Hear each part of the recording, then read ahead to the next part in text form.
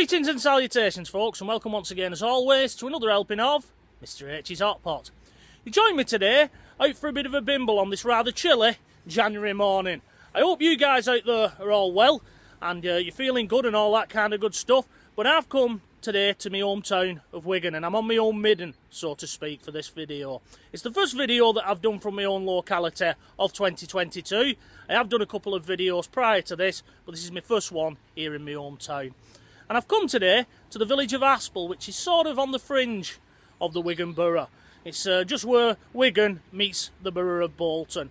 And we've come today to take a look at that rather curious brick structure that's in the background. Now, what is it and why is it there? Well, I know it's probably recognisable to many Wiganers, especially if you live in this area and you're travelling through from Aspull through to the next village of Hay, and you're whizzing through as it's sort of set back from the main road. Do apologise, there's a big truck going past there. That's safely out the way so we can continue. Anyway, we're now going to get up close and personal with this brick structure and find out what its purpose was. So, I'm inviting you to join me as we check out what this curious structure is. So come on, follow me.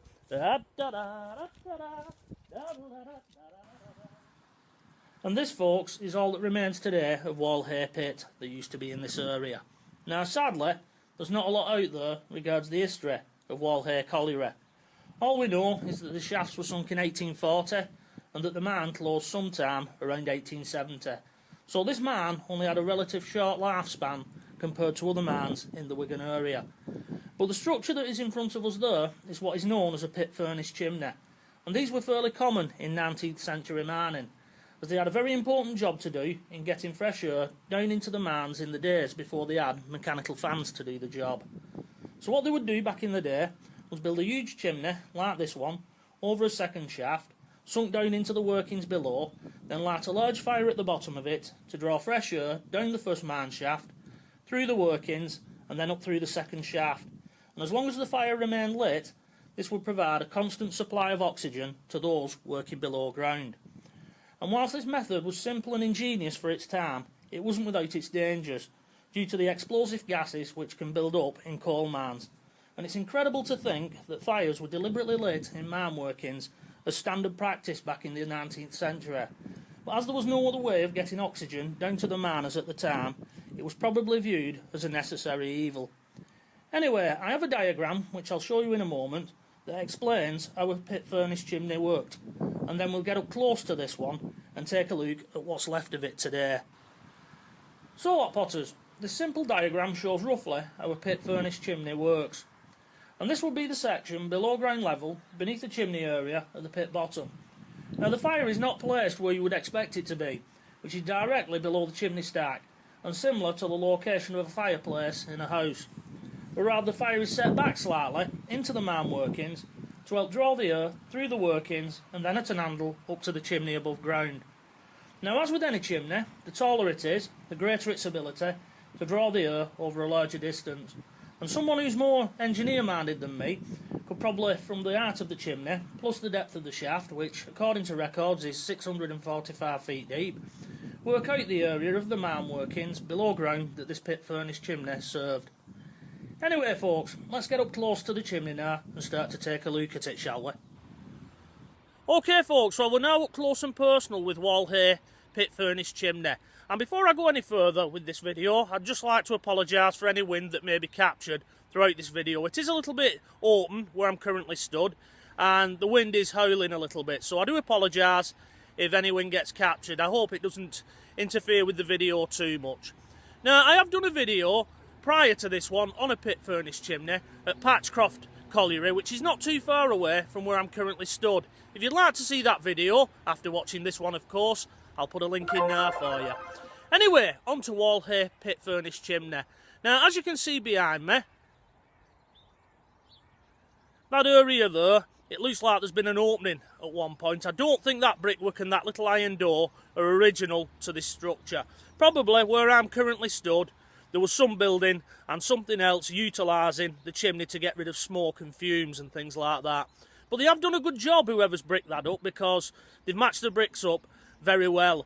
Probably there was other outbuildings around where I'm currently stood, and they salvaged the bricks off those and they made it good, as they say. Anyway, I'm now going to take a walk around the various elevations. I'm going to take the camera off the tripod and we're going to go a little bit freehand and go commando. So join me as we take a walk around Wall Hay Pit Furnace Chimney.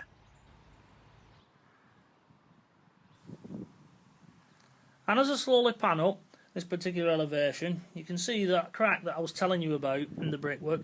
It's a bit of a nasty one, that hot potters, and it runs about halfway up to where the brickwork has started to perish. Above that you can see some remedial work, and then up at the top there's a number of trees and plants starting to grow out of it. And it's amazing to think, hot potters, that other than the odd few bricks that have been replaced here and there, this is as it was when the mine closed down in 1870.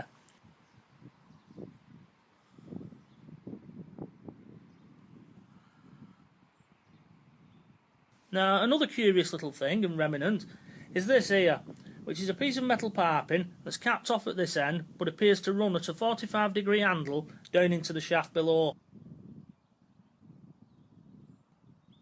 underneath that brickwork. Now, whether or not that had something to do with whatever machinery I theorised was here, and that would tend to lend weight to it that there was something here at one time, and that opening there took smoke etc. into this chimney or not, who knows.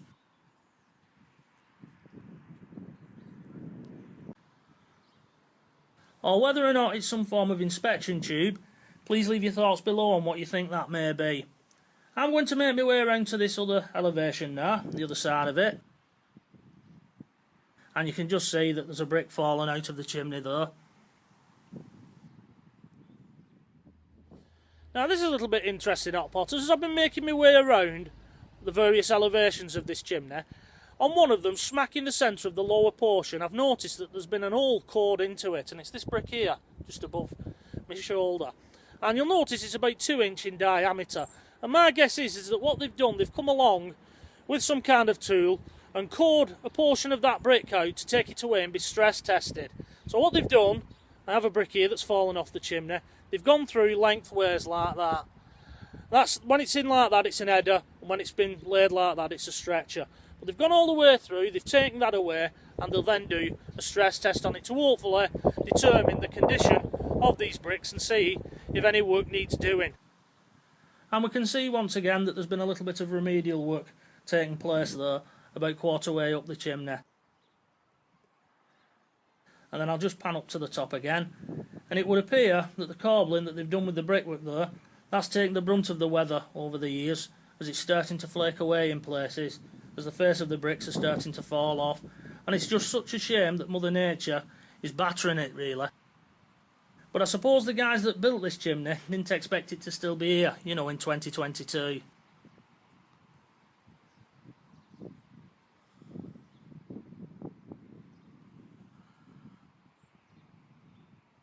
This is some of the rubble that's fallen down over the years.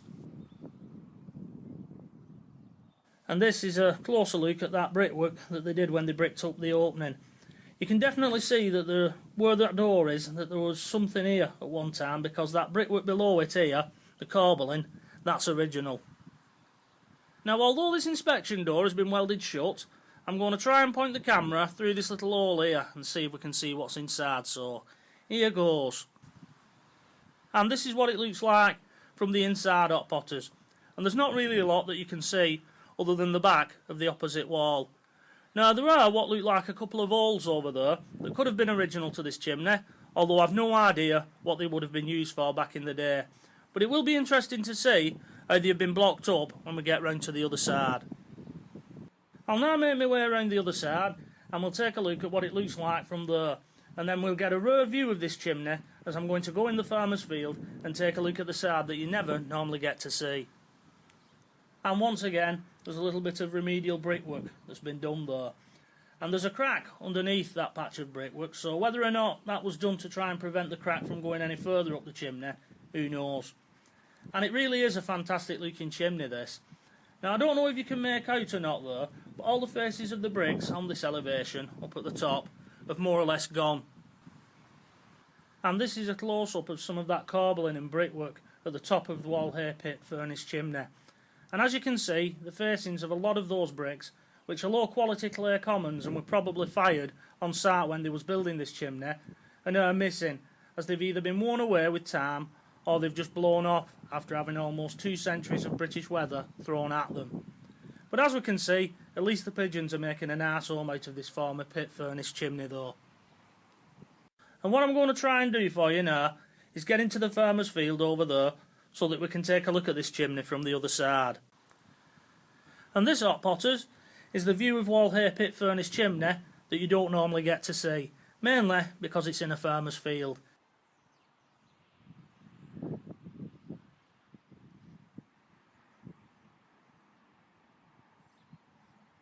And as you can see there at the bottom, there is a large metal plate that has been bolted across those holes that we saw earlier from inside the chimney on the other side. Once again, there's cracks all the way up this chimney that run up to about halfway, and my guess is that in time this chimney will end up being dropped to half of its current height, despite it being granted Grade 2 listed status in 1978. As once a building becomes too dangerous structurally, then health and safety trumps any listed status, doesn't it? But this elevation, to be fair, looks to be in the best condition of the 4. It's really sad though to see it in such a poor condition, and it needs some renovation work doing on it sooner rather than later, because I believe Wigan Council have now classed it as being at risk. Right then, hot potters, I'm now going to get out of this field as my fingers are starting to drop off, so I'll whip the camera round and I'll wrap this one up, I think. Well folks, sadly that'll just about do it for today. I'm absolutely freezing here in Aspull in Wigan, as it's been a very cold January morning. But we got there in the end, didn't we? I hope the bit of wind that did get captured on this video hasn't spoilt your enjoyment too much of it. Anyway folks, I'm going to head off now back into Wigan and get myself a nice warm cup of tea and slowly edit up this video ready for your edification. So, until the next time, hot potters, it is bye-bye for now.